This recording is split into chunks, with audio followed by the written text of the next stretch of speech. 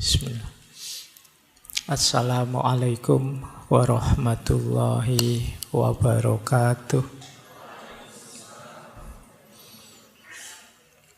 Bismillahirrahmanirrahim.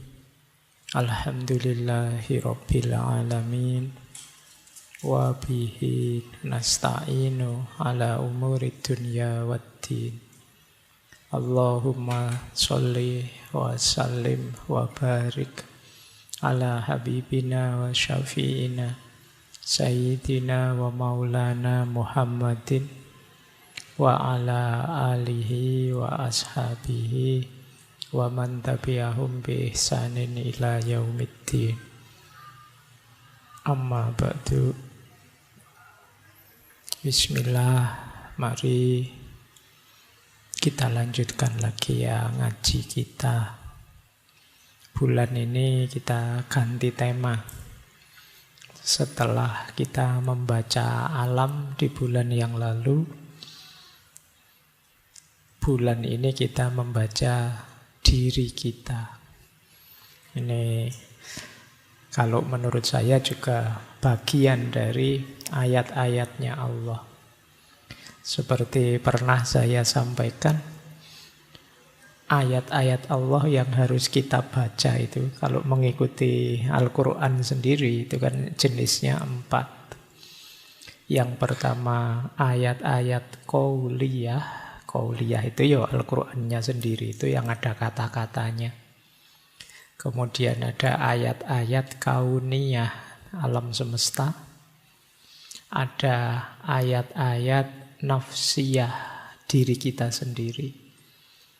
Ini kalau dalam Al-Quran misalnya ada ayat yang bunyinya wa fi anfusikum afala tubsirun, dan tentang dirimu, apa engkau tidak membacanya, apa engkau tidak memahaminya.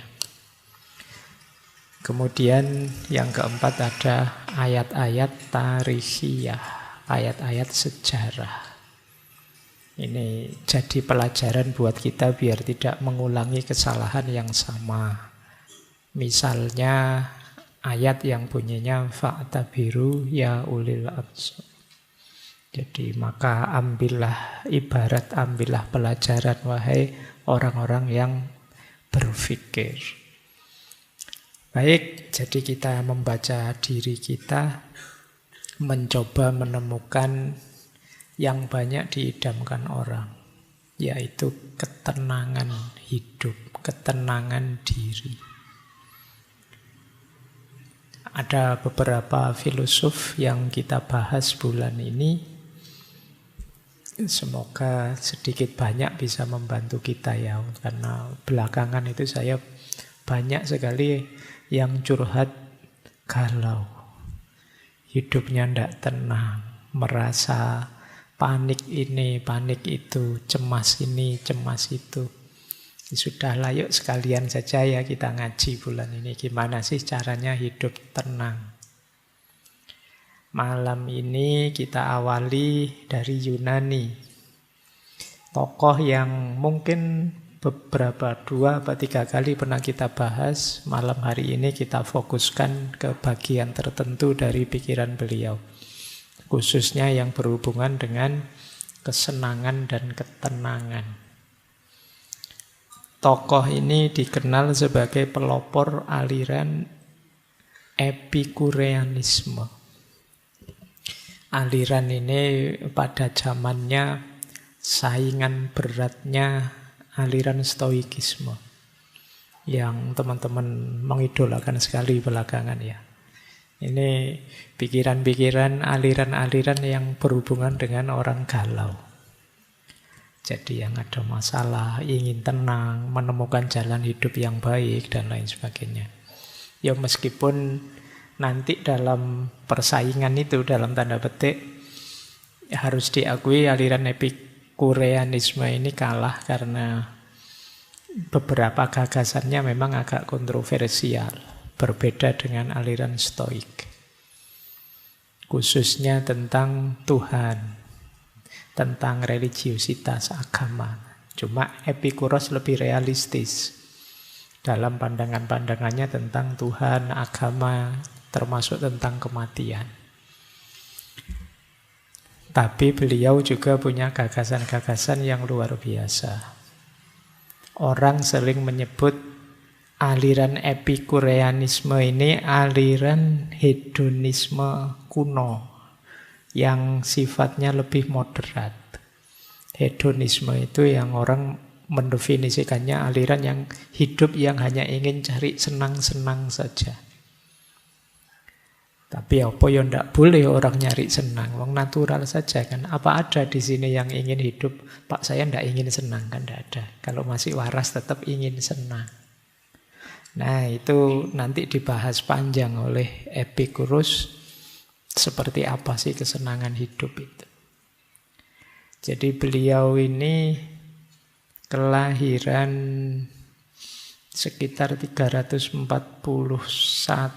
sebelum Masehi, nanti meninggalnya 270-an sebelum Masehi. Jadi ini termasuk para filosof klasik meskipun setelah eranya Plato, Aristoteles. Nanti ada beberapa yang unik dari gaya hidup beliau. Beliau nanti mendirikan pondok, kalau bahasa hari ini ya, semacam asrama pendidikan khusus yang namanya kepos. Kepos itu artinya kebun. Nanti beliau dengan murid-muridnya memang merancang, kalau miliknya Aristoteles, miliknya Plato Academia, Aristoteles Lyceum, itu kan memang mirip kampus, tapi yang dilakukan oleh Epicurus ini mirip pondok pesantren zaman sekarang ya. Jadi hidup bersama dengan santri-santrinya, kemudian mendidik secara langsung dan mencontohkan.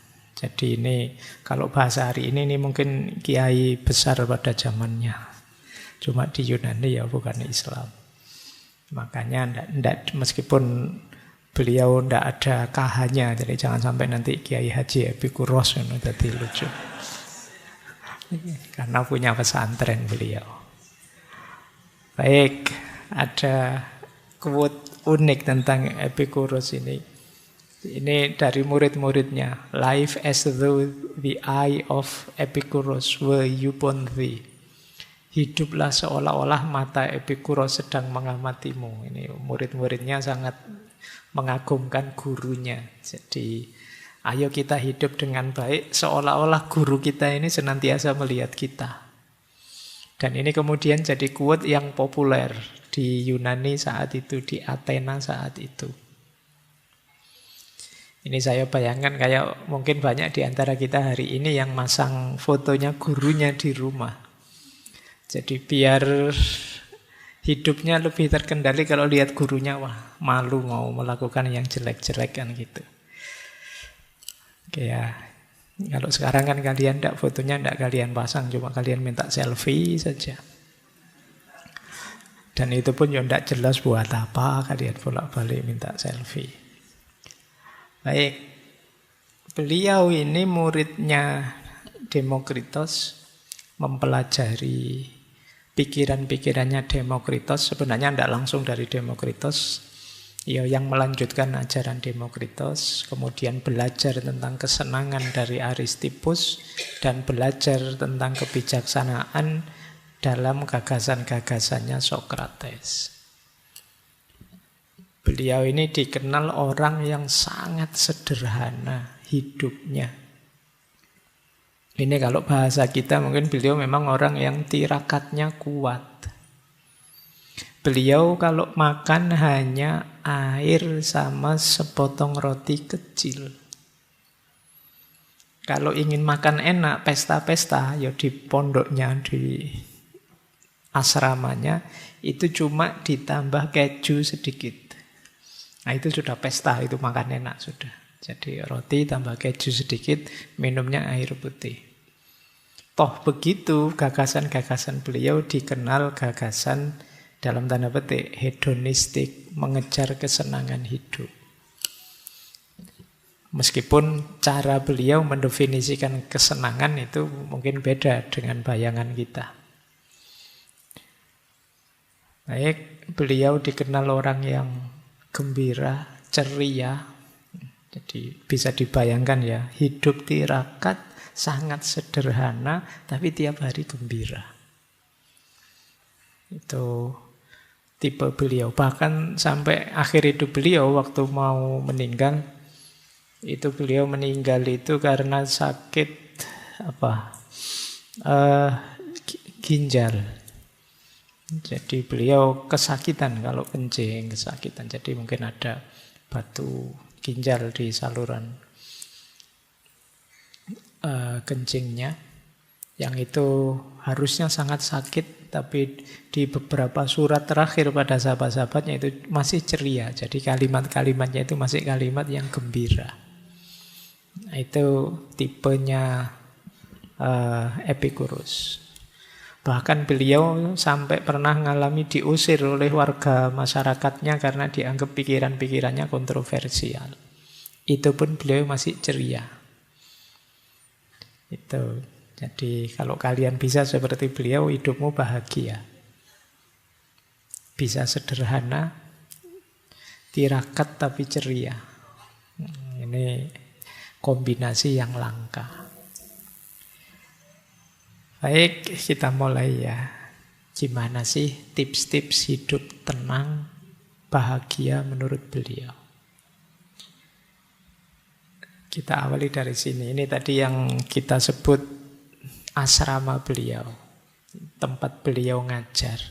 Jadi beliau ini membeli tanah, terus dibikin semacam asrama yang di sekitarnya banyak sayurannya, kebun sayur. Jadi memang ini melayani dirinya sendiri. Kemudian beliau ini kalau manggil murid-muridnya bukan muridku atau anakku, tapi sahabat. Nah ini bandingkan kalau zaman Pak Rasulullah kan juga memanggil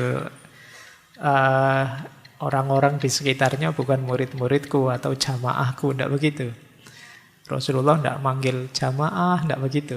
Tapi beliau manggilnya sahabat. Jadi sahabatku, kawan karibku. Itu gaya Epicurus. Dan memang self-service. Jadi di asrama itu ya yang mampu mendukung yang kurang mampu. Dalam hal apa saja, termasuk dalam hal finansial. Kemudian keposnya, pondoknya itu mematok 4 prinsip. Yang pertama kesederhanaan, yang kedua kebersamaan dan persahabatan, yang ketiga belajar mandiri. Belajar mandiri ini khususnya mau berpikir sendiri, berkontemplasi, merenung sendiri tentang hidupnya sendiri. Dan yang keempat, menghindari keramaian yang kurang manfaat. Jadi memang gaya hidup beliau memang sederhana dan cenderung uzlah, menjauh dari keramaian. Karena bagi beliau dalam keramaian sering jadi sumber kegelisahan, sering jadi sumber masalah kita. Kayak kita yang santai-santai tiba-tiba terus buka. Sekarang kan keramaian itu kan tidak harus fisik. Buka medsos, berita apa, cerita apa. Akhirnya kan terus jadi galau. Coba tadi tidak buka, ya tidak ngerti apa-apa. Dan tidak tahu juga tidak apa-apa. Tapi karena kita tahu, terus kita gelisah. Jadi kalau di rumusnya Epicurus, ya keramaian yang rumit, keramaian yang tidak kondusif itu sebenarnya mengganggu ketenangan hidup kita. Ada banyak hal yang sebenarnya kita tidak tahu juga tidak apa-apa. Karena terlanjur tahu, akhirnya gelisah. Jadi akhirnya kita pusing sendiri karena terlanjur tahu. Padahal tadi tidak tahu juga tidak masalah. Itu sering efek kalau kita sering bercampur dalam keramaian yang tidak terkontrol. Makanya beliau ya mungkin mirip seperti pondok pesantren, melarang santri-santrinya terjun langsung ke tengah masyarakat. Nanti ada cerita kalau di antara santri-santrinya ini ingin terjun ke politik misalnya, ya dia harus keluar dari keposnya. Nanti kalau sudah jatuh gagal misalnya, boleh kembali lagi. Jadi kalau masih sukses, masih ya silakan di luar, jangan masuk. Tapi kalau sudah gagal, misalnya stres, sudah habis banyak, kok nggak jadi, ya balik ke pondok lagi, tidak apa-apa. Nah, kalian bolehlah, kalian itu boleh. Kalian bikin pondok nanti ya, pondok khusus yang gagal nyalon misalnya, itu mungkin pondokmu laris besok. Baik, jadi ini gambaran gaya hidup beliau. Ada prinsip hidup yang terkenal dari beliau, namanya late biosas. Hiduplah tersembunyi. Jadi hidup tersembunyi ini sumbernya banyak keutamaan, kata Epikuros. Jadi cara kita untuk tenang damai dalam hidup itu memang jangan terlalu banyak bercampur dalam kehidupan publik, kata Epikuros. Dengan kita tersembunyi, kita lebih mudah hidup sederhana, lebih bebas berpikir, lebih mudah berinteraksi dengan alam, lebih nyaman hidup kita. Godaan lebih minimal. Jadi, kalau kita ingin hidup sederhana tapi sering kecampur orang lain, itu sulitnya luar biasa. Misalnya teman-teman ingin, apalah Pak, hidup saya biasa saja lah Pak, HP lama juga tidak apa-apa ya. Tapi begitu ketemu banyak teman kok HP-nya bagus-bagus ya, mereknya. Kita mulai tergoda. Semula sih tidak apa-apa, tapi begitu lihat yang lain, bajunya teman-teman kok bagus ya, kok rasanya asik ya, minuman tadi kok enak ya, kok rasanya. Lama-lama godaan banyak. Jadi kita sulit hidup sederhana kalau banyak bercampur orang lain, kata Epikuros. Maka cara mudah untuk kita tidak mudah terpengaruh, late biosas, hidup tersembunyi. Kalau tidak terkenal gimana Pak? Kan banyak orang pengen terkenal. Bagi Epikuros justru terkenal itu ribet. Iya kan? Kalian dikenal banyak orang ya tambah repot. Saya sekarang sekali-sekali juga jadi repot. Bayangkan saya biasanya nongkrong di mie ayam mana, biasanya nongkrong di angkringan mana, sekarang harus mikir 2 kali. Begitu asik di angkringan, Pak Faiz ada di sini. Jadi kamu anggap enak, ndak enak. Kata Ibu, dan itu jadi terpengaruh kan. Dulu saya isi saja, saya pakai baju lah, pakai apalah, suka-suka saya. Sekarang mulai mikir, wah nanti jangan-jangan dianggap tidak pantas ini sama teman-teman, dianggap tidak cocok, tidak sopan. Saya sekarang bajunya mulai gini-gini. Dulu ngaji filsafat awal baju biasa saja, lengan pendek dari kantor, santai saja. Sekarang mulai mikir, karena kalian lihat saya, karena kalian nanti mesti minta foto-foto, minta selfie. Tidak enak saya kalau pakai baju asal-asalan. Itu ribetnya hidup yang terlalu sering bercampur. Maka prinsip basicnya dari Epikuros itu late biosas. Hiduplah tersembunyi, lebih bebas, lebih nyaman. Baik, itu gambaran ya hidup. Jadi beliau ini tidak cuma berteori. Bagi beliau eman sekali kalau filsafat itu hanya berhenti di teori. Jadi pelajaran, ini beberapa quote dari beliau tentang filsafat itu menarik. Kata beliau, jangan seorang pun menunda belajar filsafat saat masih muda atau bosan mempelajarinya saat sudah tua. Karena filsafat itu penting. Karena beliau yang ngerti benar pentingnya filsafat. Karena arahnya untuk hidup bijaksana. Dan bijaksana itu poin paling krusial untuk kita hidup tenang. Maka jangan menunda belajar filsafat. Dilanjutkan oleh beliau, dia yang mengatakan bahwa waktu untuk berfilsafat belum tiba atau sudah lewat, itu seperti orang yang mengatakan bahwa waktu untuk bahagia belum tiba atau sudah lewat. Jadi kalau kalian bilang, besok sajalah Pak filsafatannya, ini masih muda, seneng-seneng dulu. Itu sama kayak kalian bilang, besok saja bahagianya. Kenapa begitu? Nanti dijelaskan oleh Epikuros. Bahagia itu kan modal utamanya akal kita, rasio kita. Hidup bahagia itu diawali dengan berpikir, mendayagunakan akal budi kita. Tidak mungkin kita bisa bahagia tanpa menggunakan akal kita. Maka orang yang menunda berpikir sama dengan dia menunda bahagia. Orang yang nanti saja mikirnya, ya sama saja dia bilang nanti saja bahagianya. Belajar filsafat kalau bagi Epikuros ya haruslah. Cuma beliau juga mengkritik orang-orang filsafat yang kurang praktis. Pikirannya terlalu melangit, mengawang-awang. Makanya beliau mengkritik alangkah sia-sianya argumen para filosof yang tidak meringankan penderitaan manusia. Iya, kita harus menggunakan akal kita, rasio kita, pikiran kita, cuma yang produktif. Jadi jangan mikir yang tidak ada gunanya, yang terlalu mengawang-awang atau terlalu khayal yang tidak nyambung dengan kenyataan hidup sehari-hari. Yo kalau bisa setiap kali kita berpikir ada solusi dari salah satu masalah kita. Setiap kali kita berpikir, jalan keluar kelihatan. Setiap kali kita berpikir, ada terang dari masalah kita. Nah, ini yang disebut berpikir yang produktif.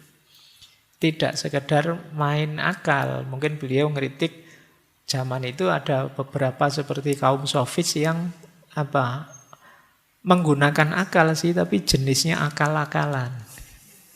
Beda ya, menggunakan akal dengan akal-akalan itu kan beda. Jadi akalnya dipakai untuk main-main logik yang kurang produktif sebenarnya. Ya memang mungkin kalau debat sih menang, kalau diskusi sih mesti unggul, tapi manfaatnya untuk masyarakat kecil. Nah ini yang oleh Epikuros mau dihindari yang begitu, eman-eman loh energi kita yang kita peras untuk berpikir, kita peras untuk menalar, ternyata hanya untuk main-main saja. Jadi ini pelajaran filsafat dari pondoknya Epikuros.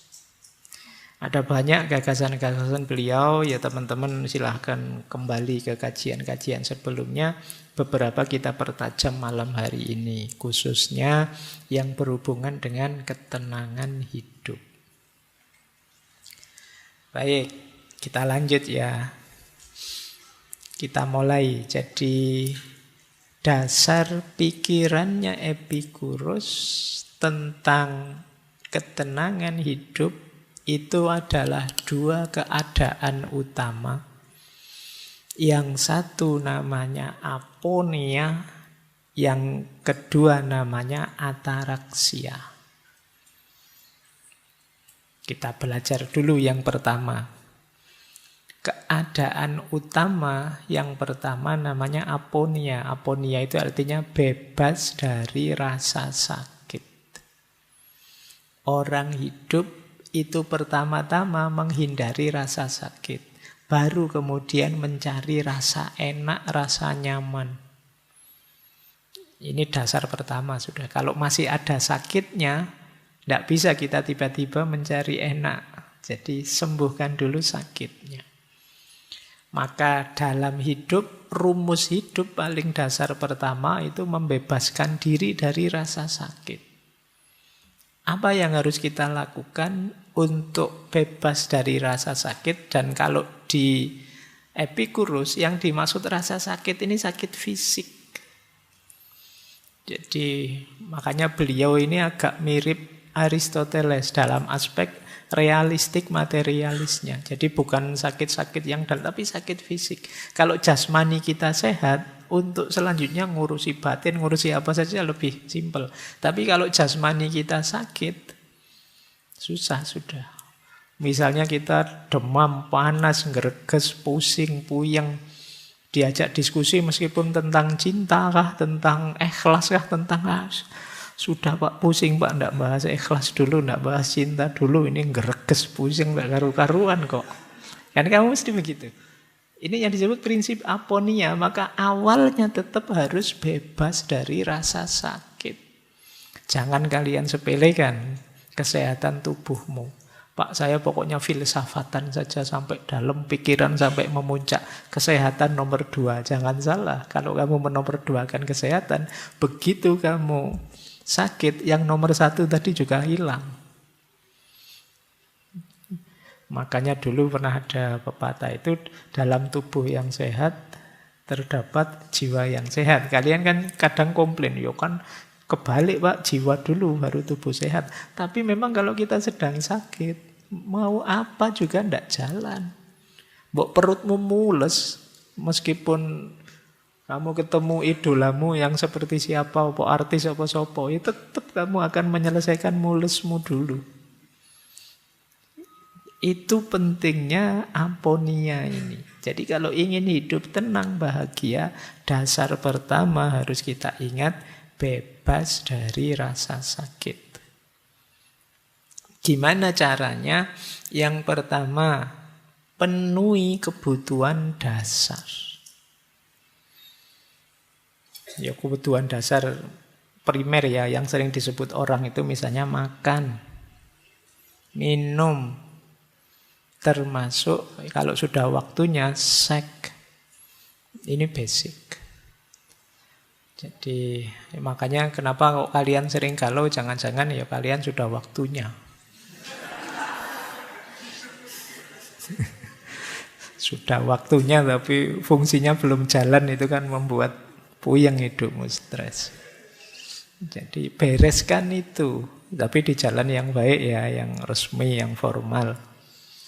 Seperti kalau kalian lapar itu loh. Begitu kalian lapar, sudah apa sih yang bisa konsentrasi? Tidak bisa, mau apa-apa tidak nyaman, wong lapar. Penuhi kebutuhan dasar. Juga jangan berlebihan. Itu nomor 2. Pengendalian keinginan yang berlebihan. Kenapa? Karena kalau berlebihan, ya mungkin memenuhi, tapi ketika berlebihan jadi masalah baru. Jadi penyakit baru, jadi kurang itu penyakit, lebih juga penyakit. Makan itu kebutuhan, penuhi makan. Kalau sudah kenyang ya sudah, berhenti. Kalau kita tambah lagi, Pak ini kan kebutuhan, kamu makan lagi, sakit tetap. Seenak-enaknya makanan ya piring pertama nyaman, piring kedua lumayan, meskipun tinggal setengah nikmatnya. Piring ketiga, kamu mulai berjuang. Piring keempat, kamu sudah hampir muntah itu sudah. Padahal itu mungkin makanan enak yang kamu senangi. Tapi kenapa jadi masalah? Karena berlebihan. Jadi penuhi kebutuhan dasar dan jangan berlebihan. Yang ketiga, hindari hal-hal yang merusak tubuh, apapun itu. Saya beberapa kali ngaji tema ini, selalu kemudian pertanyaannya, berarti merokok tidak boleh ya Pak? Mesti gitu, pikirannya selalu ke situ. Ya terserahlah, kamu mikir sendiri, sudah besar kok. Jadi sudah ngerti mana yang baik. Pokoknya intinya, hindari hal-hal yang menurutmu merusak kesehatanmu, merusak tubuhmu. Ya sekarang teori-teori, konsep-konsep tentang kesehatan kan banyak. Jalankan sesuai yang kamu yakini. Jadi yang merusak-merusak dihindari. Apa saja itu, ya tidak hanya rokok, mungkin ya begadangnya, mungkin ya gorengannya dan lain sebagainya. Kita kan makanan pokok kita gorengan. Kalau tidak ada gorengan kita tidak enak makannya. Nah, kita sendiri yang tahu. Dan menghindari yang merusak tubuh itu berhubungan dengan menyadari keterbatasan tubuh kita. Ini rumus pokoknya di situ. Mungkin saja di antara kalian ada yang bilang, Pak, saya itu kuat, Pak. Kalau sekedar rokok saja tidak mungkinlah merusak kesehatan saya. Ya monggo saja. Kalian yang tahu limitnya, batasnya dirimu. Jadi maka ini yang tadi saya sebut, membaca ayat-ayat nafsiyah, membaca diri kita. Sejauh mana ketahanannya, sejauh mana kekuatannya. Baik, jadi ini basic ya, namanya apunia. Kalau ingin hidup tenang, ya rumus pertama sebenarnya menghindar dari rasa sakit. Berarti rumus pertama hidup tenang itu sehat. Kalau kalian tidak sehat, ya tidak mungkin tenang. Mau tenang gimana, wong pusing. Mau tenang gimana, wong mules. Mau tenang gimana, wong kita ngereges dan lain sebagainya. Kita lanjutkan. Keadaan utama kedua. Ini yang tadi kita sebut ataraksia. Kalau tadi fisik jasmani, kalau ini batin. Menarik kalau teman-teman mencermati, baik dalam stoikisme maupun epikureanisme ada istilah ataraksia. Nanti ada lagi satu aliran skeptisisme. Skeptisisme itu salah satu tokohnya juga gurunya Epikuros, namanya Philo. Kalau Philo juga punya pandangan skeptik dan juga punya pandangan ataraksia. Apa sih ataraksia? Kalau di stoikisme, ataraksia itu pengendalian diri dan penerimaan hal-hal yang berada di luar kendali. Yang kita kontrol, bisa kita kontrol, ya kita kontrol. Yang tidak bisa, ya kita terima saja. Yang dalam kuasa kita, ya kita urusi. Yang di luar kuasa kita pasrahkan. Jadi ini gaya stoik. Dulu kita berkali-kali pernah bahas ini. Jadi kalau ingin tenang, mari kita urusi yang dalam kuasa kita saja. Jangan ngurusi yang di luar kuasa kita. Misalnya wataknya orang lain, itu kan di luar kuasa kita. Sulit kita mengontrolnya. Tapi kalau watak kita sendiri, kita bisa mengontrolnya. Respon kita terhadap kelakuan orang lain itu dalam kuasa kita. Tapi kelakuannya orang lain itu ya di luar kuasa kita. Kalau kita sadar seperti ini, nanti hidup kita lebih tenang. Ada orang kurang ajarnya luar biasa. Ya biar saja dia kurang ajar, yang penting saya tidak terpengaruh kok. Nah, ini kita lebih tenang. Ini pernah kita jelaskan dulu di banyak sesi tentang stoikisme. Kemudian yang kedua ada skeptisisme. Skeptisisme itu dari Philo dan kawan-kawan, ataraksia untuk kita bisa tenang adalah jangan menilai hal-hal yang tidak pasti. Jadi menilai hal-hal yang tidak pasti itu kan kita sering, tiap hari pekerjaan kita itu kan menilai.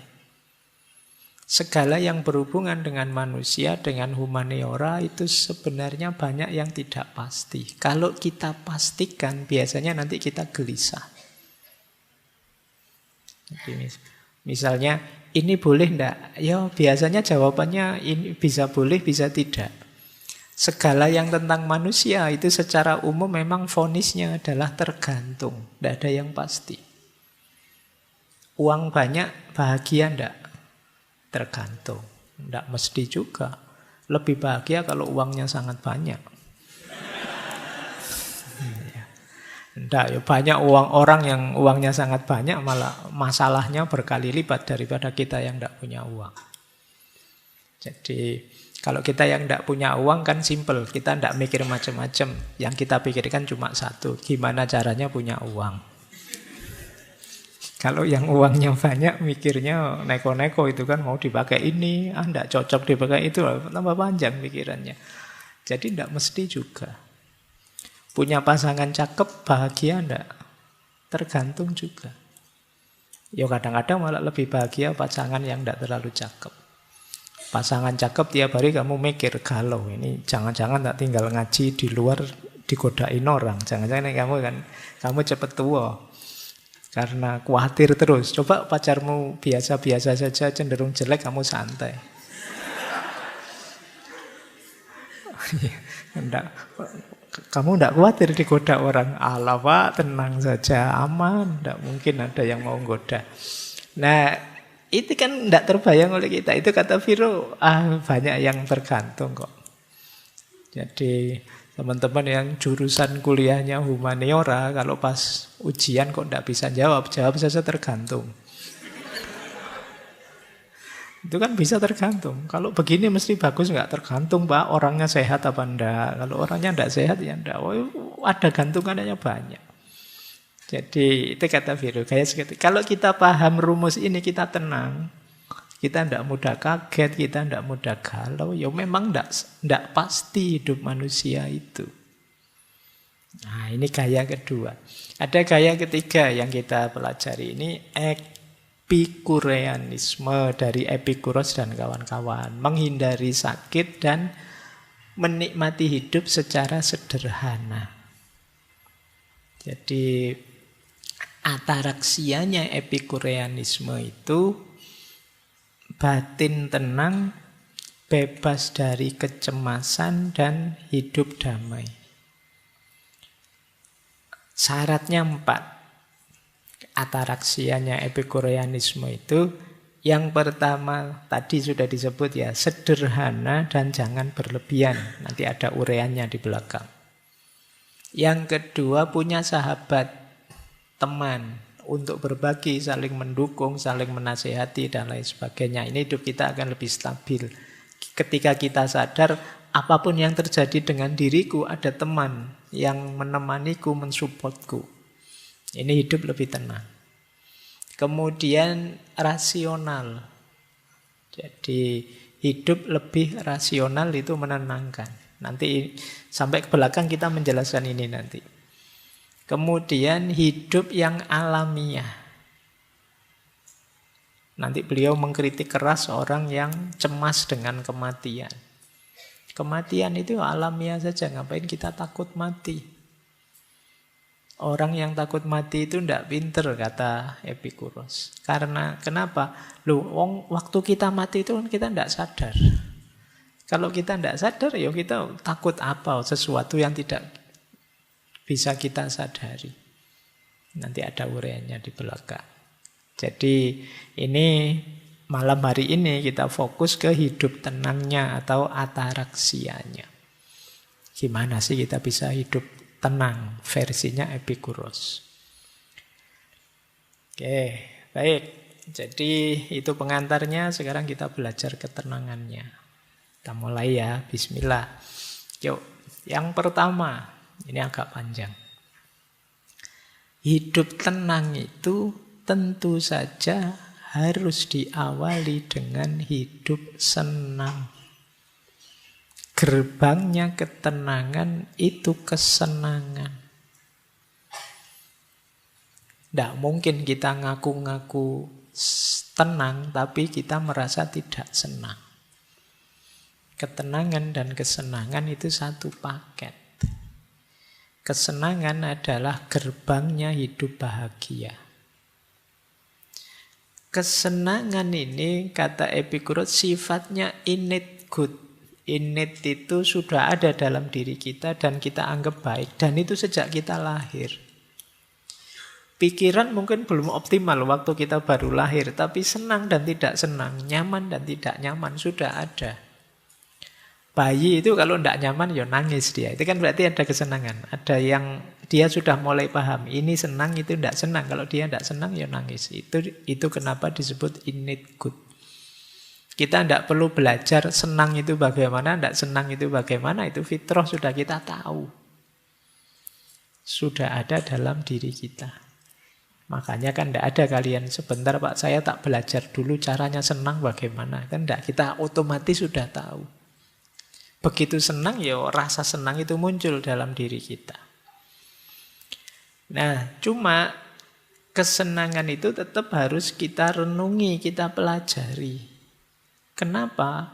Karena tidak semua kesenangan harus dipenuhi.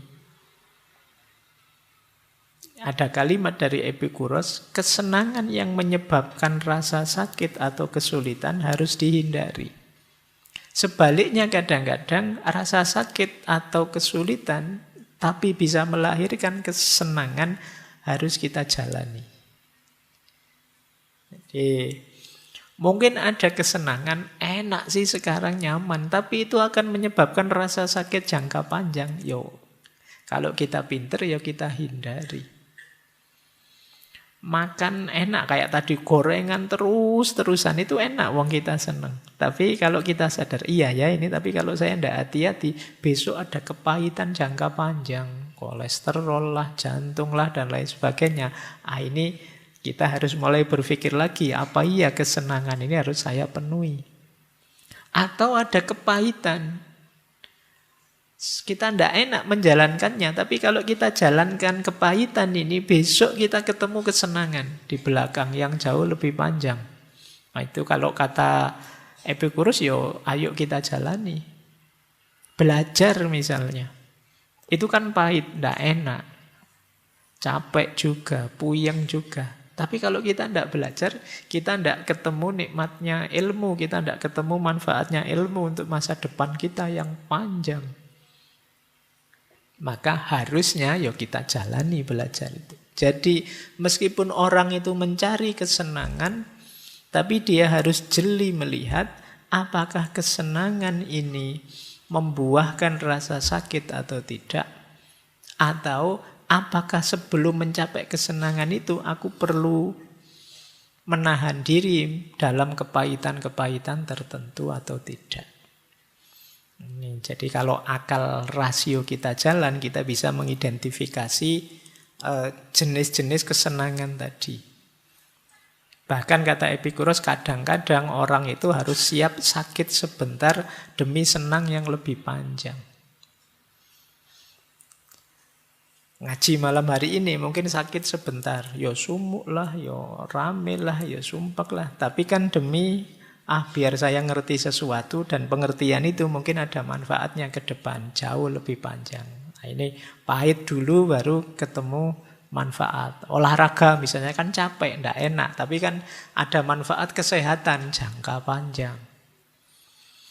Jadi hedonisme itu memang dikenal aliran yang hidup hanya untuk senang-senang saja. Tapi versinya Epicurus, kesenangan itu ya harus jeli kita melihatnya, tidak sekedar enak langsung ditabrak. Kalau enak langsung ditabrak, ya siapa tahu kesenangan ini justru buahnya kepahitan yang lebih dalam jangka yang panjang.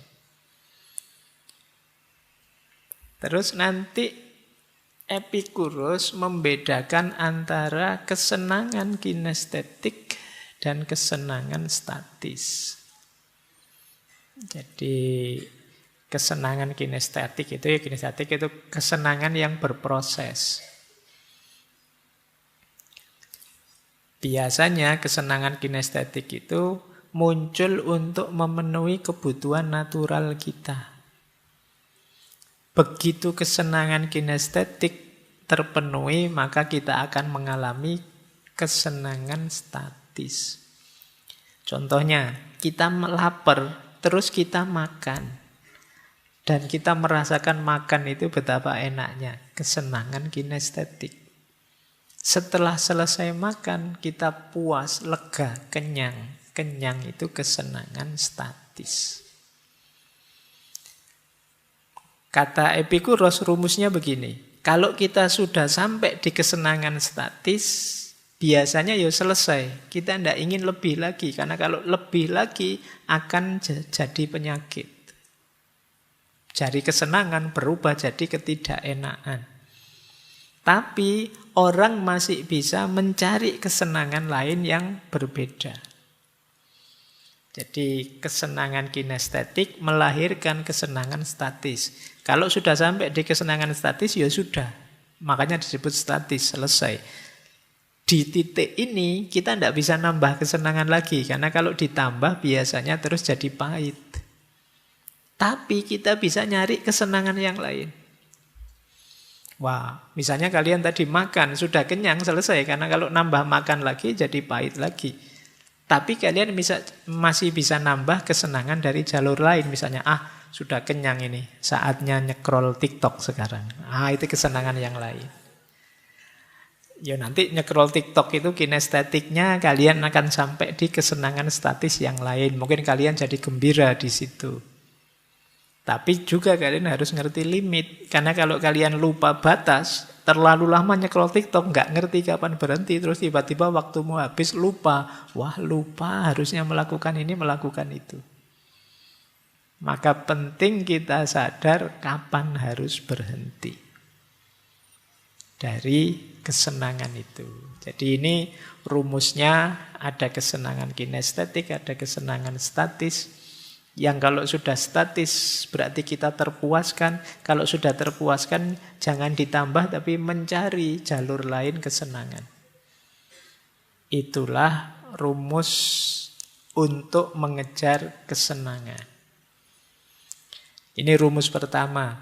Rumus kedua dari kesenangan.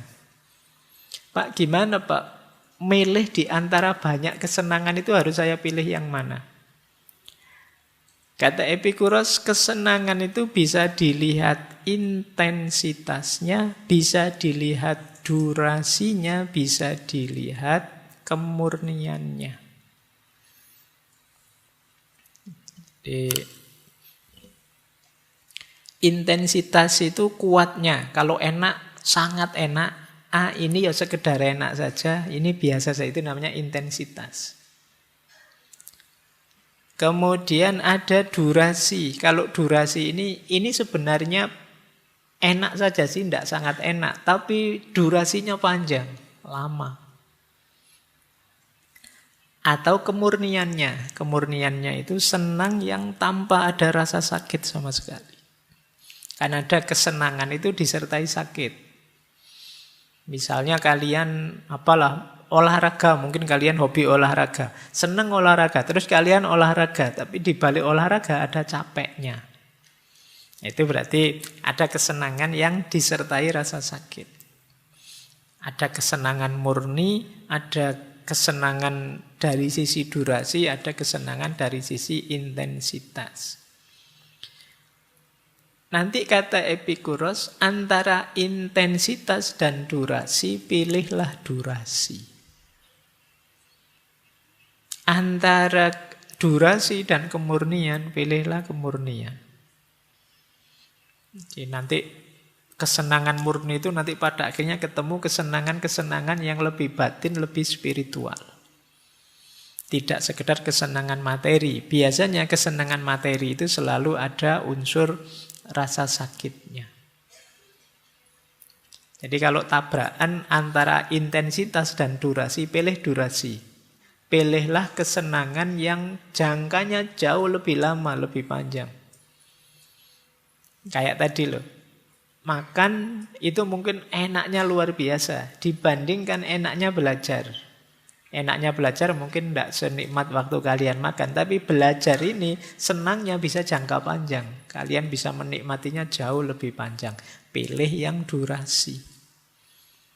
Tapi nanti ada juga yang murni. Kalau murni ini ya asli, berarti tidak kecampur apa-apa. Ini pasti kesenangan sejati. Nanti ketemu para sufi misalnya, senangnya dekat dengan Allah, senangnya dan lain sebagainya. Nah, maka untuk kesenangan murni itu ya, beliau bilang begini, there was no reason to eat, drink, and be merry today if you are going to have a headache from it tomorrow. Tidak ada alasan untuk makan, minum, atau kawin kalau hari ini kalian sedang pusing. Jadi ini masih ada sakitnya. Apa kesenangan yang diawali rasa sakit? Di situ diilustrasikan, ya makan diawali lapar. Hubungan suami istri diawali nafsu. Ini kan diawali sakit. Diawali keinginan yang belum terpenuhi. Tapi nanti ada kesenangan yang lebih murni. Epikuros mencontohkan misalnya kesehatan dan persahabatan.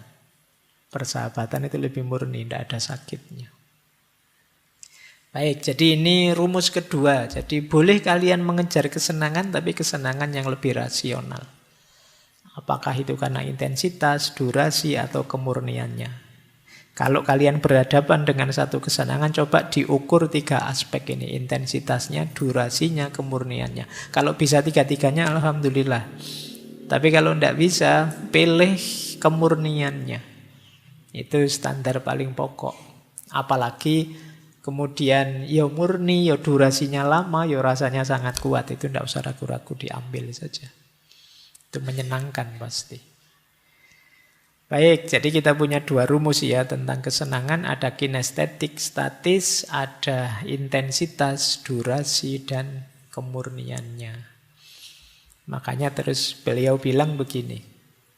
Maka kalau kami mengatakan bahwa tujuan hidup kita adalah kesenangan, yang kami maksud bukanlah kesenangan kaum foya-foya yang asal menikmati saja.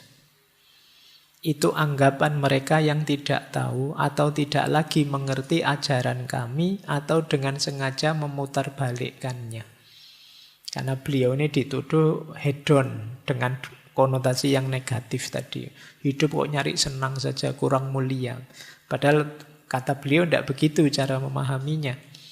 Bagi kami, kesenangan berarti tidak merasa sakit dalam tubuh dan tidak resah dalam jiwa. Karena hidup penuh kesenangan tidak diperoleh dengan pesta minum dan makan terus-menerus. Tidak dengan menikmati remaja laki-laki dan wanita cantik.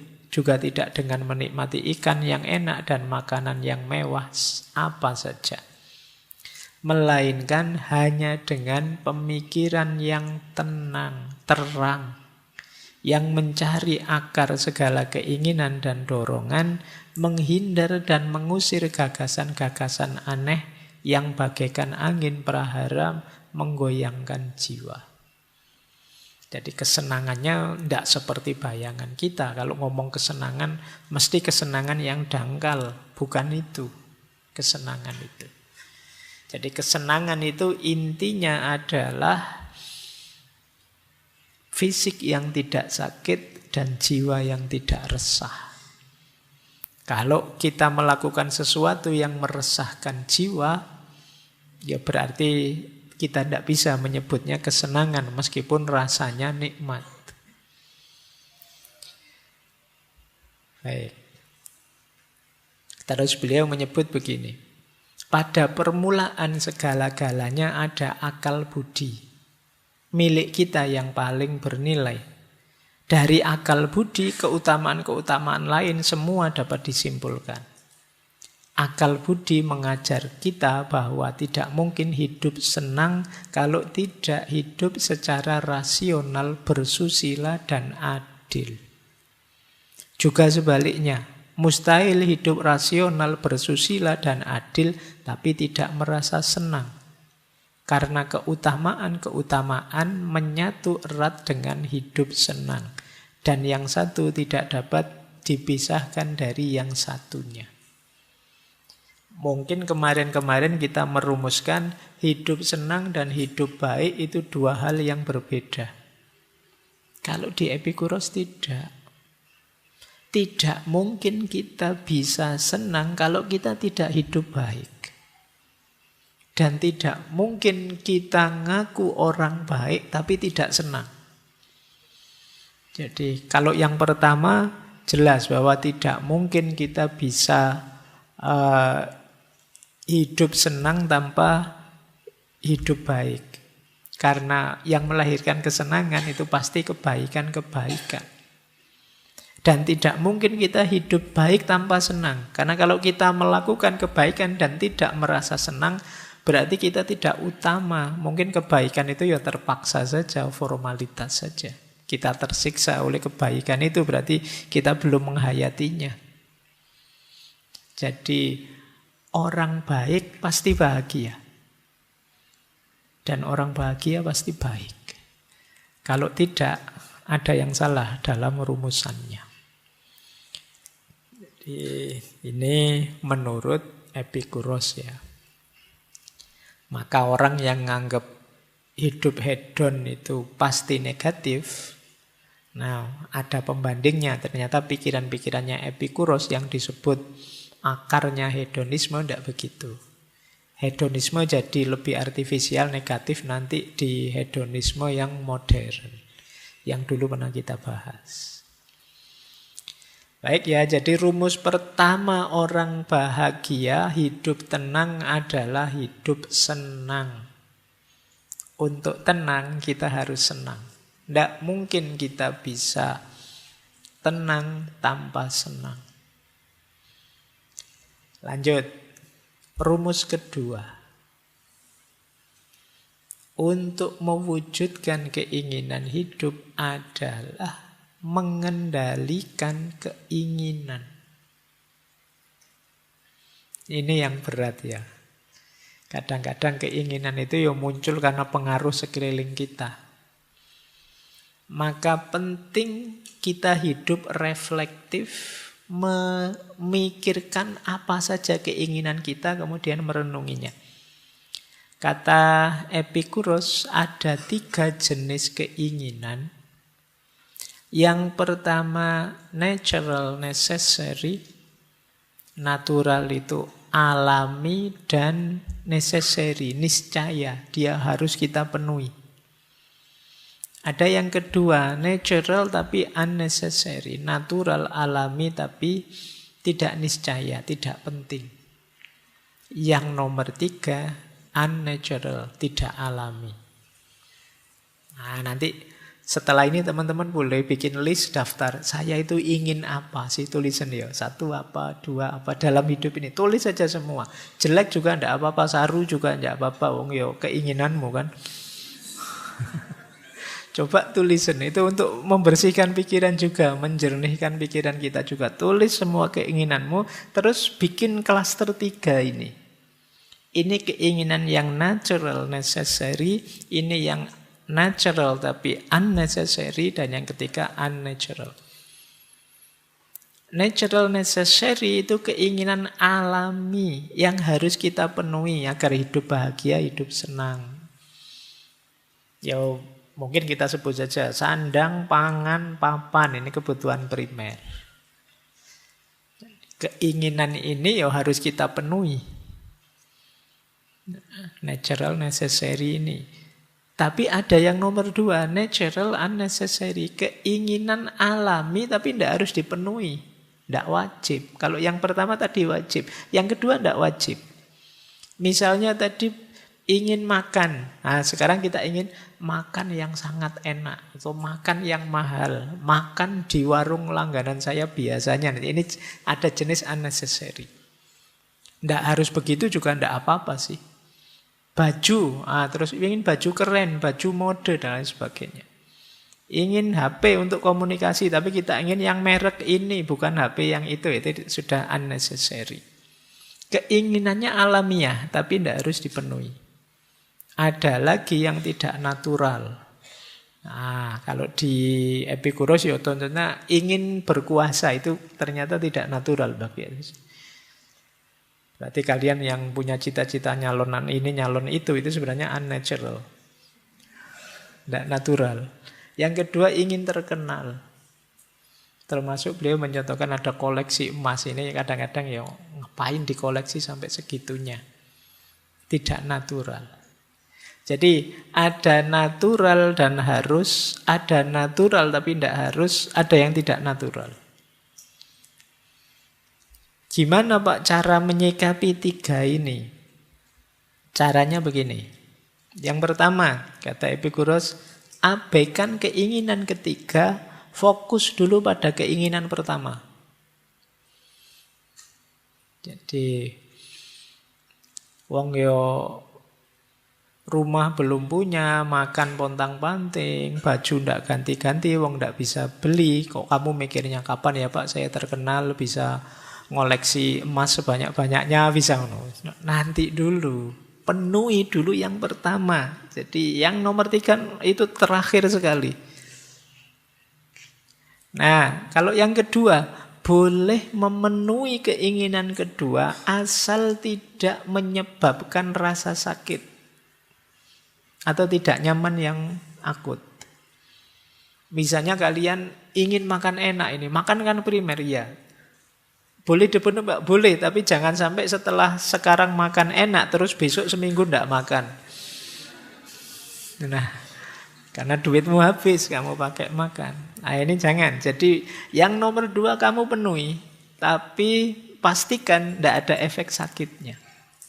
Kalau ada, pending dulu, biasa saja dulu. Ya kayak HP tadi loh. Yalah, yang penting punya HP bisa komunikasi. Pak, saya ingin yang bermerek Pak, yang terbaru Pak. Ya silahkan, tapi jangan sampai ada rasa sakit. Jangan sampai begitu beli HP bermerek yang terbaru kamu ditagih pinjol. Terus stres kamu.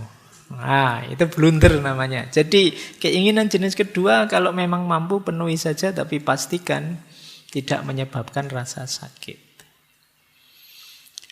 Keinginan ketiga, kenapa tadi keinginan itu harus kita taruh di terakhir? Karena keinginan ketiga itu cirinya biasanya dalam jangka waktu lama akan muncul masalah. Apakah itu kecewa, tidak puas, tidak nyaman, atau kesehatan.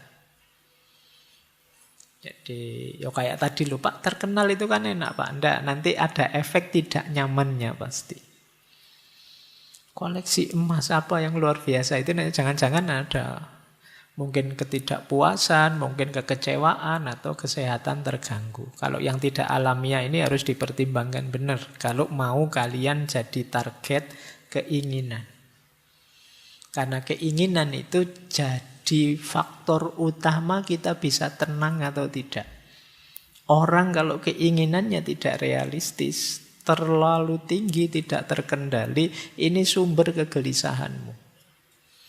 Makanya dulu waktu kita sekolah SD atau SMP kan ada kalimat begini, gantungkan cita-citamu setinggi mungkin. Ini menurut saya kalimatnya bagus sudah. Kamu boleh berkeinginan, boleh bercita-cita setinggi-tingginya, tapi yang mungkin. Iya. Ya makanya setinggi mungkin, jadi setinggi-tingginya tapi yang mungkin.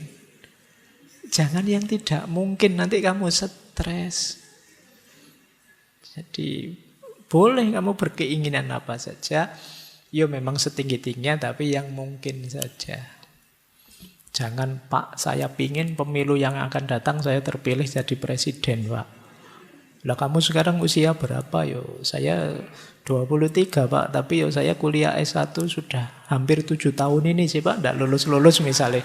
Ya mbok yang realistis saja, menyelesaikan kuliah belum nyampe, kok kamu sudah ingin jadi presiden yang akan datang. Ini sumber kamu stres.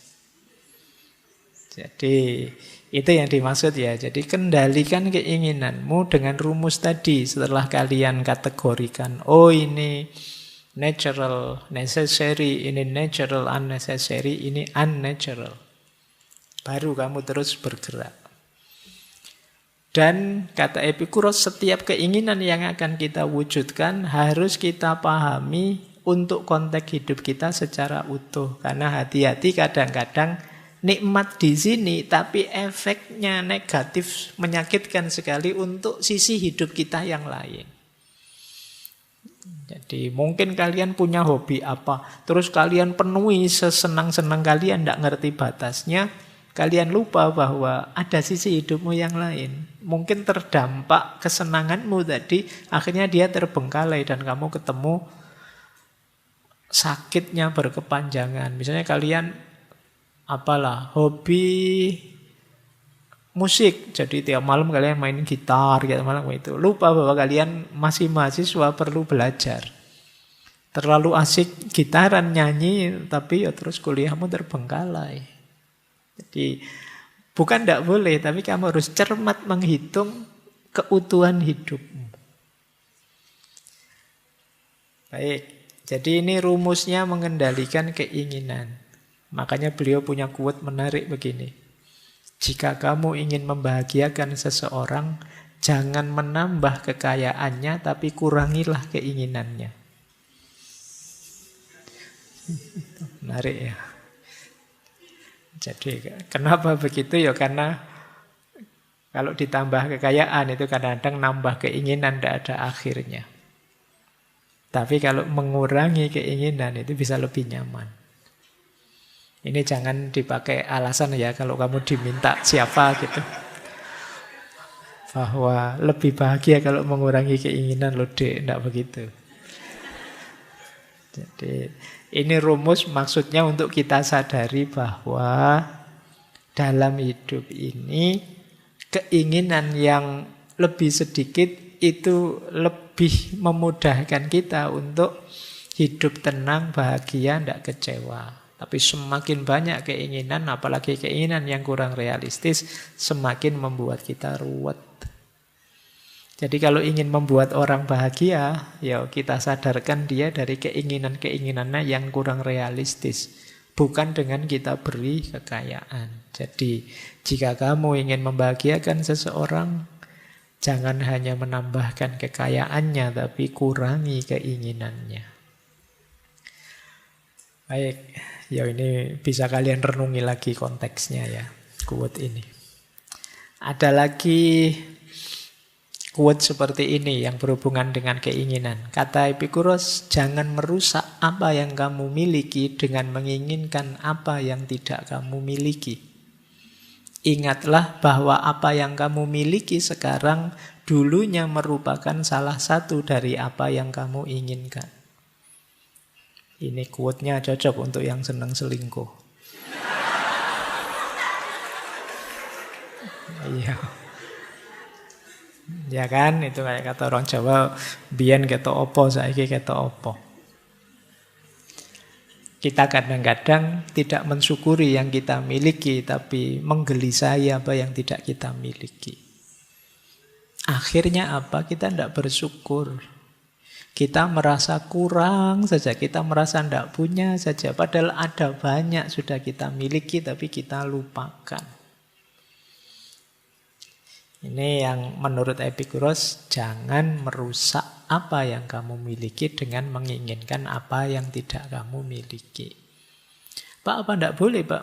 Berkeinginan boleh, cuma jangan dengan cara merusak yang sudah kamu miliki. Yang sudah kamu miliki jadi tanggung jawabmu untuk merawatnya, untuk menyayanginya. Karena dulu kan kamu menginginkan itu, sampai sekarang kamu miliki. Mentang-mentang ada HP tipe baru, terus HP lama kamu sakiti hatinya. Kamu cuekin kamu ini. Nggak boleh begitu. Jadi ini bagian dari pengendalian keinginan tadi loh. Kadang-kadang kita itu wong sudah punya kok masih ingin yang baru, padahal yang lama juga masih bisa. Lanjut, ini rumus selanjutnya. Ada lagi quotes menarik. Ini saya lupa, kelihatannya dulu juga pernah saya sampaikan quotes Epikuros ini ya. Lebih baik membatalkan satu keinginan daripada berupaya terlalu keras mendapatkannya, namun kemudian mengorbankan banyak hal lain yang lebih penting.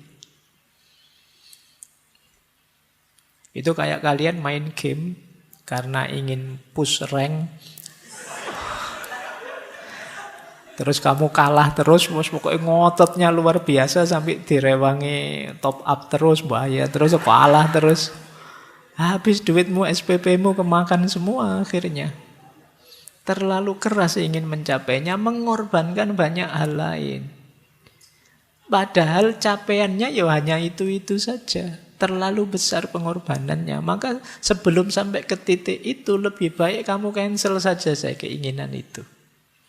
Batalkan saja. Daripada terlalu banyak mengorbankan hal lain yang jauh lebih penting. Boleh kalian cari dalam hidupmu apa saja. Kadang-kadang kita itu kalau sudah terobsesi dengan sesuatu, jatuh seperti quotes ini. Jadi terlalu mengorbankan banyak hal yang penting untuk satu hal yang kadang-kadang juga tidak sepenting yang kita korbankan. Ini pentingnya mengendalikan keinginan. Ini nanti akan jadi sumber tidak tenangnya hidup kita. Keinginan-keinginan yang tidak terkendali tadi. Baik, jadi yang pertama hidup senang, yang kedua mengendalikan keinginan. Yang ketiga, kesederhanaan. Sederhana dalam pikiran-pikirannya Epikuros itu mungkin setara kalau dalam agama dengan konsep qanaah. Qanaah itu merasa cukup dengan yang sekarang saya miliki. Yo saya tidak kaya, tidak punya macam-macam banyak hal, tapi dengan yang saya miliki sekarang itu saya sudah bahagia. Ini namanya qanaah. Kata Epicurus, kalau kita hidupnya qanaah dan tidak ingin mengejar sesuatu secara berlebihan, kita lebih mudah bahagia. Kenapa? Karena kebahagiaan itu lebih mudah dicapai dan lebih mungkin dinikmati. Ini seperti orang yang bilang bahwa bahagia itu ya sekarang dan saat ini. Dengan cara apa? Menerima dan mensyukuri apapun yang sedang kita hadapi dan kita miliki sekarang. Ini yang disebut hidup sederhana. Membiasakan diri hidup sederhana, kata Epicurus, membuat kita sehat dan membuat kita lebih berani menghadapi perubahan. Jadi ini menariknya hidup sederhana. Kadang-kadang kita itu kan secara tidak sadar hidup berlebihan. Hidup sederhana itu mungkin kita bisa kembali ke sesi dulu minimalisme. Kita itu kadang-kadang berlebihan. Loh, tambah banyak kepemilikan, tentu saja kita tambah repot. Mengurusinya, merawatnya, menjaganya. Sehingga akhirnya kita sulit bahagia. Keinginan kita tidak ada batasnya. Jadi kalau kita tidak bisa qanaah, itu kan berarti kita ingin apa lagi. Itu problemnya kembali ke yang kedua tadi. Kita tidak bisa mengendalikan keinginan. Kita tidak mensyukuri yang tidak kita miliki, tapi digelisahkan oleh yang kita tidak mensyukuri yang kita miliki, digelisahkan oleh yang tidak kita miliki. Kata Epicurus, orang bodoh tidak puas dengan semua yang dimilikinya. Mereka menyusahkan hati dengan semua yang tidak dimilikinya. Kalau teman-teman sehari-harinya kok galau, mikir apa yang tidak teman-teman miliki, kata Epicurus ya ini, berarti teman-teman termasuk orang bodoh.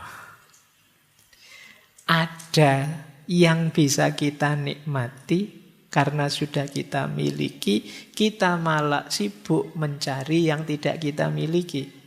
Wong kita sudah bisa senang, sudah bisa bahagia dengan yang kita miliki selama ini, masih mencari yang lain, yang tidak dimiliki. Yo, apalagi seperti ini kalau tidak disebut orang bodoh. Dilanjutkan oleh Epicurus, tidak mungkin ada kecukupan bagi orang yang menganggap cukup itu kurang. Bisa dipahami ya?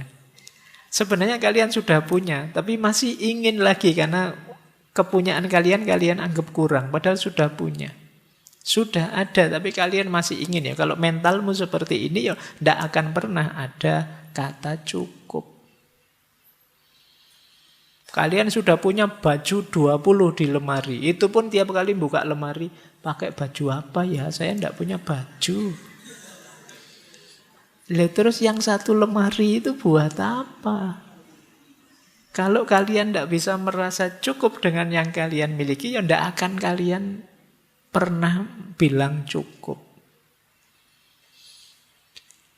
Ini kata Epicurus. Pokoknya ada banyak mental seperti ini dalam diri kita selama ini. Kita merasa kurang saja, padahal sudah sangat cukup.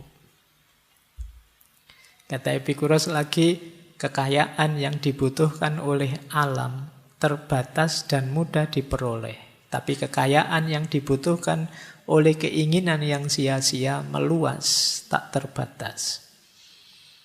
Kalau kita natural saja, memenuhi kebutuhan-kebutuhan dasar saja tadi, natural necessary tadi, itu gampang. Kan orang sering nyindir kita, alah ayam saja bisa makan meskipun dia tidak mikir macam-macam, berangkat dapat makan terus pulang dapat makan. Binatang saja bisa begitu, kok ada manusia yang sampai tidak bisa makan? Kenapa bisa begitu? Karena manusia tidak natural necessary tadi, keinginannya macam-macam. Kalau kayak binatang yang fokus natural necessary saja, yang dia inginkan basic dalam hidupnya pasti dapat. Sebenarnya kita juga pasti dapat kalau kita bisa mengklasifikasi kebutuhan kita. Baru ngelamar kerja itu pun sudah mikir pokoknya tahun depan saya harus sudah beli mobil, beli rumah, sudah menikah, sudah. Ya kamu stres sendiri. Pada akhirnya, kenapa? Keinginanmu tidak terkendali. Jadi padahal kalau kita yang alami saja, yang natural saja mudah. Yang sulit itu melayani keinginan kita. Perut kita itu tidak cerewet. Kalian isi nasi angkringan atau restoran mewah, dia terima kok. Apa dia pernah protes, ini angkringan balik kan tidak begitu.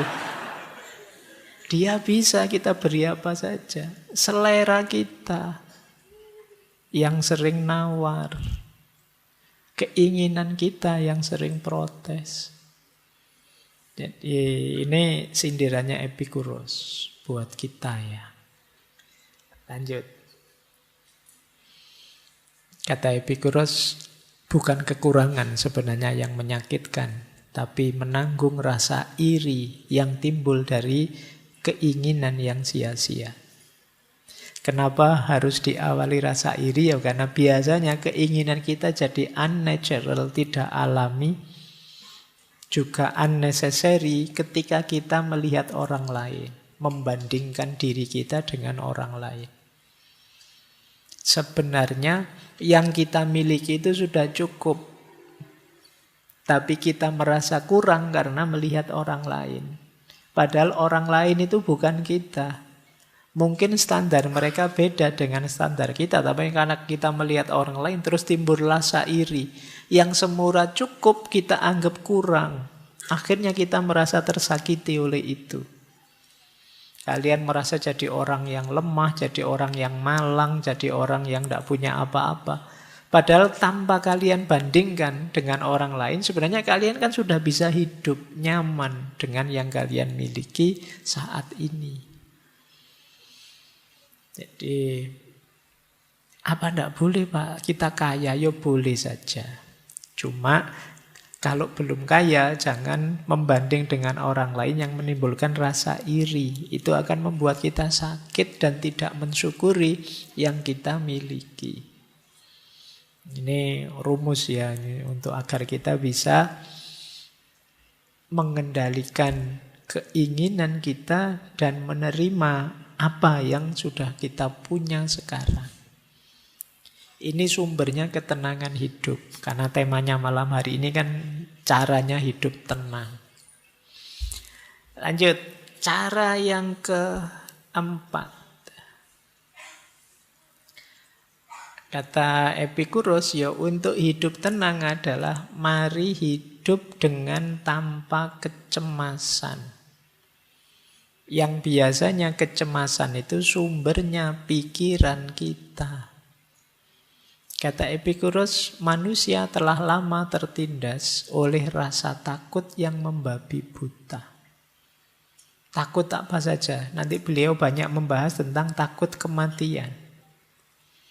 Kata Epikuros, lebih baik bagimu bebas dari rasa takut dengan berbaring di atas dipan.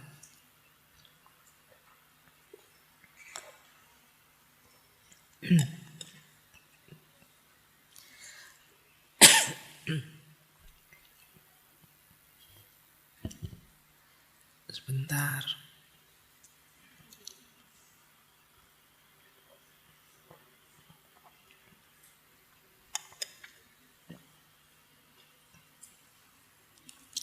Ini rumus yang tadi. Setinggi apapun filsafat, kalau tidak sehat,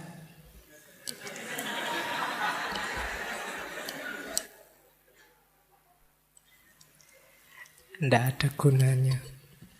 Baik, kita lanjutkan. Lebih baik bagimu bebas dari rasa takut dengan berbaring di atas dipan daripada punya sofa emas dan meja mewah namun penuh dengan masalah. Kita hari ini banyak ketakutan-ketakutan yang tidak perlu. Antara lain karena banjir informasi yang menyerbu kita. Pikiran kita sekarang aneh-aneh. Batuk kayak gini terus mikir, ini jangan-jangan paru-paru saya. Jangan-jangan ini, kita sering begitu ya. Kenapa? Info dari Google, dari mana-mana. Ada banyak ketakutan yang tidak perlu. Ada ndak yang sekarang masih semester 1, tapi sudah khawatir, besok saya bisa ndak ya jadi suami yang baik. Saya ndak bisa masak, gimana ya nanti suami saya protes ndak ya, padahal masih semester 1. Ini yang disebut ketakutan yang tidak perlu. Dan kita sering mengalami ini. Gimana kita bisa hidup tenang? Pikiran kita serba takut. Mau melakukan apa saja, pikiran kita mengarah ke yang negatifnya, terus takut. Mau naik motor, takut nanti jatuh. Mau ke kampus, takut nanti ketemu yang saya benci, yang kemarin nolak. Takut, macam-macam. Ada banyak ketakutan-ketakutan yang kata Epikuros tidak rasional. Bahkan ketakutan paling puncak kita yaitu takut mati. Ada kalimat menarik begini dari Epikuros. Kematian yang merupakan keburukan paling mengerikan, itu kan sebenarnya tidak berarti apa-apa bagi kita. Karena ketika kita ada, kematian tidak datang. Ketika kematian datang, ya kita sudah tidak ada. Wong sudah mati. Kita mau takut apa? Kata Epikuros, mengapa aku harus takut pada sesuatu yang hanya bisa ada jika aku tidak ada? Kematian itu kan kita sudah mati. Kalau kita sudah mati ya sudah kita tidak ada. Kalau kita tidak ada ya apa yang kita takuti? Nanti memang di beberapa tulisannya Epikuros itu ada pandangan bahwa akan lebih kondusif, hidup kita lebih tenang kalau kita nganggap bahwa ya kematian itu babak terakhir dalam hidup kita. Kesadaran kita sebagai manusia berakhir saat kita mati. Makanya dia bilang kalau kita mati ya ndak ada. Kalau kita ndak ada ya kenapa harus dikhawatirkan? Ada quotes yang menarik begini dari beliau.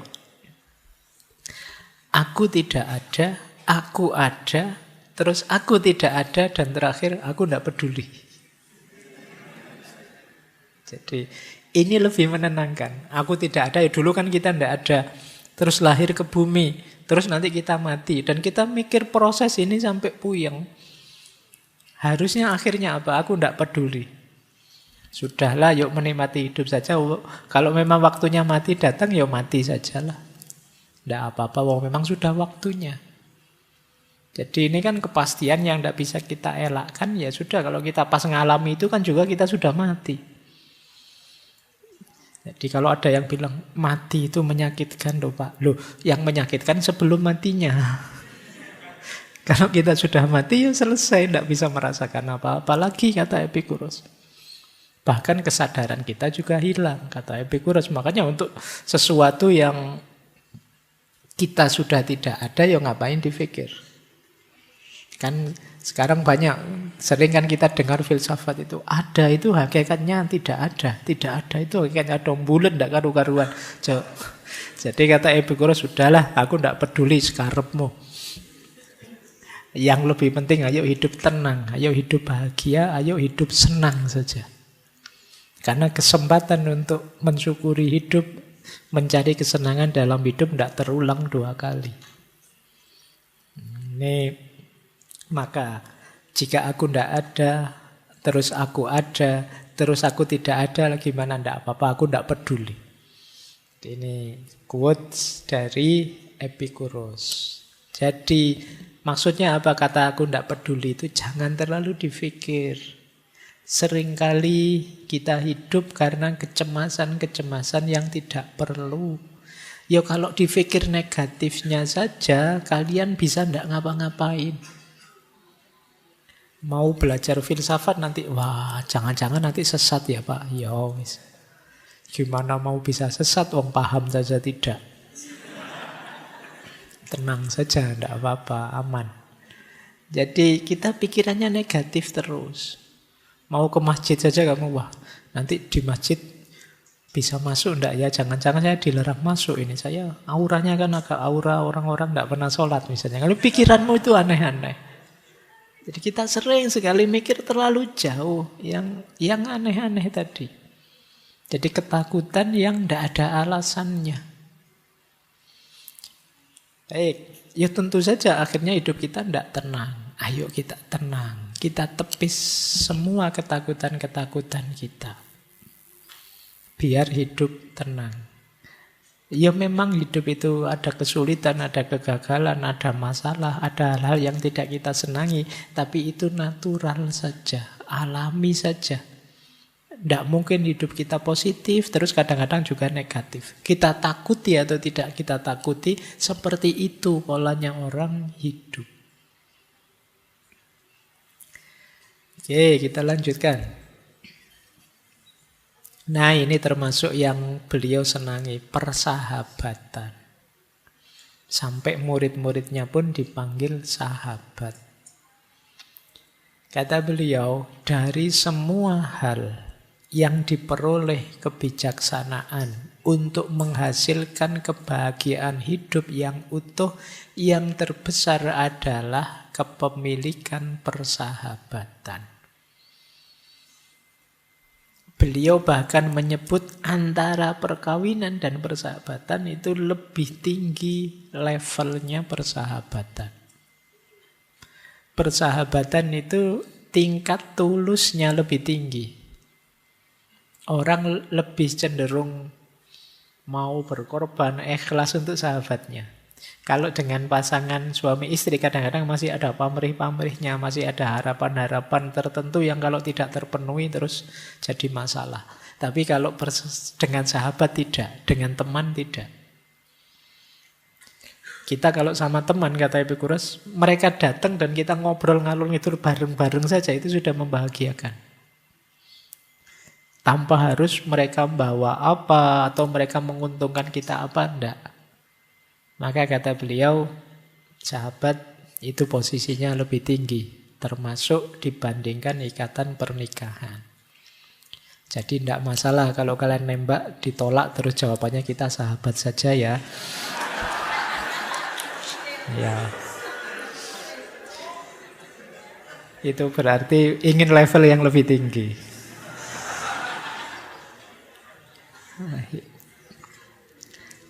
Apa manfaatnya sahabat? Anda tidak akan mengembangkan keberanian dengan menjadi bahagia dalam hubungan Anda setiap hari. Anda akan mengembangkannya dengan bertahan hidup dalam masa-masa sulit dan menghadapi kesulitan. Jadi bersama-sama dengan sahabat, bareng-bareng kita menempa diri. Jadi tidak sekedar dalam senang, tapi ketika menghadapi kesulitan. Bahkan itu kalimat terakhir itu menarik. Bukan bantuan teman-teman kita yang membantu kita, tapi keyakinan bahwa mereka akan membantu kita, itu sudah menenangkan. Saya mungkin kalah, mungkin jatuh, mungkin hancur, tidak apa-apa. Saya punya teman-teman yang apapun situasi saya, dia siap menerima saya. Ini membuat kita mantap, tenang. Jadi itu gunanya sahabat. Makanya ini mungkin agak kontras dengan yang di depan tadi, ingin hidup uzlah, tapi seandainya berinteraksi dengan orang, berinteraksilah dengan para sahabat. Ada quotes menarik bisa kalian pakai dari dia. Kita harus mencari seseorang untuk makan dan minum sebelum mencari sesuatu untuk dimakan dan diminum. Itu menarik ya, jadi cari sahabat. Jangan makan sendiri. Ya ajaklah teman. Kata Epikurus, makan dan minum tanpa teman itu sama saja dengan melahap seperti singa dan serigala. Singa dan serigala itu kan kalau makan ya kan tidak mikir ajak-ajak teman. Beda dengan binatang tertentu ya kalau makan bareng-bareng. Nah, ini quotes untuk para sahabat. Kalian jangan tenang saja kalau makan ada sahabatmu ya diajak makan. Siapa tahu dia bisa nraktir kita. Nah, lumayan. Jadi kalau dalam Islam itu kan ada cerita Nabi Ibrahim itu ya, yang beliau tidak pernah. Nabi Ibrahim itu makan sendirian. Kalau beliau mau makan kok pas sendirian, dia akan keluar rumah nyari orang yang bisa diajak makan bareng. Ini manfaatnya besar kalau kata Epikuros. Karena sahabat dan teman inilah yang nanti membackup kita, mendukung kita, siap menerima kita apapun kondisi kita. Ya cirinya sahabat itu sebenarnya ya tidak perlu diperintah begitu, ya otomatis sudah. Kalau sama teman kok lagi nongkrong pengen makan kan, ayo makan. Ada ndak di sini yang lagi ngobrol-ngobrol pengen makan, terus nyari-nyari alasan sebentar ya saya ada urusan terus pergi makan sendiri. Berarti belum sahabat. Kalau sahabat itu mesti ngajak makan. Nah ini nanti setelah ini paling kalian waspada itu kalau ada temennya tiba-tiba bilang kamu sahabatku kan gitu. Nah ya, itu alamat itu sebentar lagi. Oke, ya paling sebentar lagi 100-100 ada kan ya itu. Baik. Oke, jadi persahabatan jadi kunci tenangnya hidup. Ketika kita sadar bahwa apapun yang terjadi akan ada orang yang mendukung kita, kita akan merasa nyaman. Hidup rasanya lebih tenang. Karena kalau kita merasa sendirian itu juga kita insecure juga. Kalau nanti ngalami hal tertentu, tidak ada yang mendukung, ya tidak ada yang menghibur, tidak ada yang membantu mencari solusi, juga hidup ini rasanya pahit. Kita lanjutkan. Nah, tadi yang kelima, ini sekarang yang keenam. Yang natural saja dalam hidup, jangan terdistraksi oleh kerumunan-kerumunan. Kata Epikuros, saya tidak pernah ingin menuruti kemauan orang banyak. Kenapa? Karena apa yang saya tahu mereka tidak setuju. Dan apa yang mereka setuju, saya tidak tahu. Ya karena orang banyak itu sulit. Kalau kita ingin menuruti orang banyak, yang satu bilang A, kita mau ke A, nanti yang lain bilang B. Ini kayak kemarin kita di herd mentality. Jadi mari kita penuhi saja keinginan kita, yo mungkin sambil didukung, sambil bekerja sama dengan para sahabat kita tadi. Tanpa harus kemudian kita berpretensi untuk menuruti kemauannya semua orang. Karena itu tidak mungkin. Teman-teman akan kelelahan kalau tiap hari gaya hidupmu adalah jangan sampai ada orang ngeritik saya. Atau saya harus memuaskan semua orang. Karena ini sesuatu yang tidak mau. Itu kan kayak dulu loh waktu kita ada di sesinya Nasruddin itu loh. Yang dia sama anaknya naik keledai. Itu kan terus jadi pontang-ponting dia karena mendengarkan orang yang suaranya beda-beda. Waktu dia keluar rumah, Nasruddin di atas keledai, anaknya di bawah. Terus orang komentar, orang tua kok tidak tahu diri. Anaknya disuruh jalan, dia enak-enakan naik keledai. Bingung dia. Terus anaknya yang disuruh naik. Orang ganti komentar, anak durhaka. Dia di atas keledai, orang tuanya dibiarkan jalan. Itu bingung. Nanti akhirnya sudahlah nak, kita naiki berdua saja. Orang komentar, keledai sekecil itu kok dinaiki berdua. Tidak mikir apa ya? Susah lagi. Akhirnya dua-duanya turun. Dituntun saja nak keledainya. Orang juga komen, bawa keledai kok ya dua-duanya jalan kaki kok bodoh banget. Susah. Akhirnya sudah, ayo keledainya digotong aja berdua. Itu kalau kalian mendengarkan komentarnya orang. Hari ini kan kita sering digelisahkan itu. Kalian mungkin posting apa, terus orang komentar aneh-aneh banyak sekali.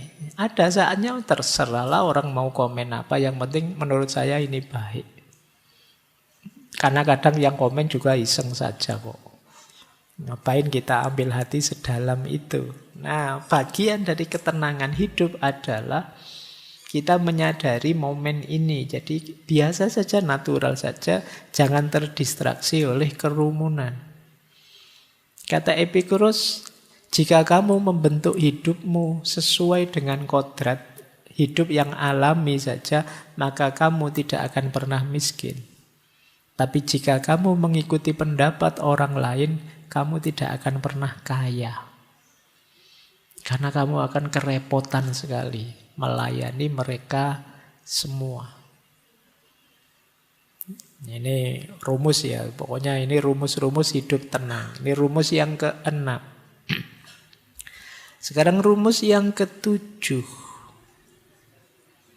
Setiap orang pasti punya prinsip, punya nilai. Maka di antara sumber tenangnya hidup adalah kita mampu menegakkan nilai-nilai atau prinsip-prinsip hidup kita. Kok kita punya idealisme dan belum mampu menegakkannya, itu hidup kita belum tenang. Orang tenang itu kalau ada nilai ya mampu menjalankannya. Kayak kalian misalnya yang muslim ya meyakini sholat itu wajib. Maka ketika kalian bisa menjalankan sholat sudah tenang. Kalau belum mampu menjalankan sholat kalian masih gelisah. Maka ketenanganmu antara lain terjadi kalau kalian bisa menegakkan nilai hidupmu. Mungkin kalian punya nilai kejujuran. Begitu kalian bohong, pasti kalian tidak tenang. Karena nabrak dengan nilai yang kalian yakini. Jadi ketenangan itu akan lahir sesuai dengan kesungguhan kita menegakkan nilai. Makanya ini tadi yang quote sempat kita kutip itu loh. Tidak mungkin hidup senang tanpa bijaksana, baik dan adil. Dan tidak mungkin hidup bijaksana, baik dan adil tanpa hidup yang senang. Jadi kesenangan, ketenangan itu bersyarat penegakan prinsip dan nilai. Beliau juga punya quotes begini. Kesenangan itu tidak jahat. Tapi cara menghasilkan sebagian kesenangan itu ada yang mengakibatkan masalah yang besarnya berlipat-lipat daripada kesenangan yang diperoleh. Jadi wajar saja orang mengejar kesenangan, tapi kalau kita mengejar kesenangan itu dengan mengabaikan nilai, prinsip yang kita yakini, disitulah maunya kita kesenangan, tapi jatuhnya bisa kebalikannya. Jadi, keinginan kita, ayo kita penuhi, tapi tetap tidak mengabaikan nilai. Karena kalau kita mengabaikannya, kita mungkin tidak ketemu dengan kesenangan, malah ketemu dengan masalah. Jadi rumus akhirnya kesenangan itu di sini. Makanya beliau kemudian bilang, meski kita bisa mengelak dari hukuman, tapi orang yang melarikan diri tidak mungkin bisa hidup tenang. Karena mereka akan selalu ditakuti, ketakutan akan masa yang akan datang maupun masa kini.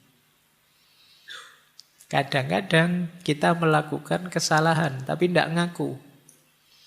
Kita salah tapi terus melarikan diri. Jangan dikira urusannya selesai. Kita sedang mempertaruhkan ketenangan hidup. Mungkin saja seluruh Indonesia tidak tahu. Tidak ada yang tahu selain para malaikat dan Allah saja. Tapi kalian juga tahu yang melakukannya. Dan itu akan jadi ganjalan bagi ketenangan hidupmu. Maka kata Epikuros, ya tidak bisa kalian mengabaikan nilai, mengabaikan norma. Karena begitu kalian nabrak itu, pasti kalian tidak tenang.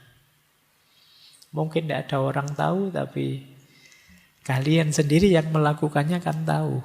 Dan itu akan jadi memorimu, dan itu yang akan memblokir ketenanganmu. Kadang-kadang kalau orang melakukan kesalahan ini itu kan ada di memorinya. Kadang-kadang kalau dia mengalami kesialan apa, ketidakberuntungan apa, itu selalu disambungkan dengan kesalahannya sebelumnya. Makanya orang yang mendapatkan musibah itu kan sering mengeluhnya itu, ya Allah, apa salahku ya, apa dosaku ya. Karena memang ingatan akan salah dan dosa itu jadi memori yang menghalangi ketenangan kita. Kita was-was terus, jangan-jangan salahku, dosaku ini nanti terbalas dengan hal yang lebih pahit, lebih buruk. Jadi ketika kita mengalami kepahitan itu kita sambungkan dengan ingatan kita akan dosa dan kesalahan kita. Nah, jadi kalau ada teman-teman ini, kita semua kan kadang punya aib yang ingin kita tutupi, punya dosa yang tidak ingin kita ceritakan ke siapa-siapa. Tapi jangan lupa, kalau kita tidak ingin bersih-bersih diri, kita hanya menyangkal saja dosa itu, salah itu, ya pada saatnya kita sedang mengorbankan ketenangan kita. Hidupmu tidak akan tenang. Ini mungkin teori yang banyak dipakai di drama-drama itu kan, kalau pas gegeran, ya kamu menzolimi aku sampai segininya, tunggu saja, ingat-ingat saja. Kamu tidak akan tenang hidupmu. Karena memang kesalahan dan dosa itu membuat kita tidak nyaman dan tidak tenang. Baik, saya kira itu dulu ya teman-teman. Pelajaran tentang hidup senang dan hidup tenang. Jadi ternyata gaya hidup hedon versi Epikuros itu tidak seperti bayangan kita, yang orang hanya nyari senang saja, melampiaskan hasrat dan hawa nafsu saja. Ternyata ada banyak rumus biar ketika kesenangan kita dapatkan, ketenangan juga mengikutinya. Jangan sampai kita sudah senang-senang tapi pahitnya sampai akhir hidup kita tidak tenang. Saya kira itu. Minggu depan kita lanjutkan dengan belajar hidup tenang, hidup bahagia dari, kalau tidak salah, dari Ibnu Sina. Bagaimana akal sehat berhubungan dengan mental kita yang sehat atau jiwa kita yang sehat. Saya akhiri sekian, kurang lebihnya mohon maaf. Wallahul muwaffiq, wallahu a'lamu bissawab. Wassalamualaikum warahmatullahi wabarakatuh.